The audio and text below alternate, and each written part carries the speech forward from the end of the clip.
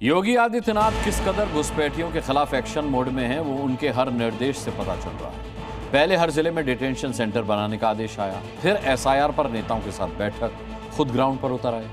अब वो ground report से इतने नाराज हैं कि उन्होंने अपनी सबसे ताकतवर फोर्स को इस काम पर लगा दिया है, क्योंकि सवाल केवल राज्य का नहीं है, पूरे देश का है। हर नागरिक की सुरक्षा से जुड़ा हुआ है सवाल। बांग्लादेशी रोहिंग्या की जबरदस्त घुसपैठ हो गई है और ये एक कैंसर है।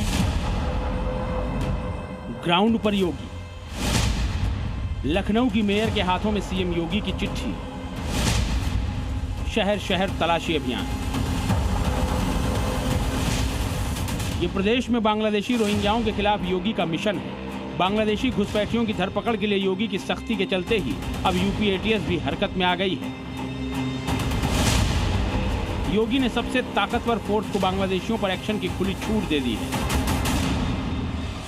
यूपी एटीएस के हाथों में मिशन घुसपैठिया की कमान आते ही सबसे पहले प्रदेश के सभी नगर निगमों से उनके यहां काम कर रहे सफाई कर्मचारियों का ब्यौरा मांगा गया है। लेकिन नगर निगम के सफाई कर्मी ही क्यों? इसका जवाब यह है कि एटीएस को इनपुट मिला है कि बांग्लादेशी रोहिंग्या नगर निगम के सफाई कर्मियों के रूप में काम कर रहे हैं। ऐसे में नगर निगम से डेटा मिलने पर उनकी धरपकड़ कर कानूनी कार्रवाई की जाएगी।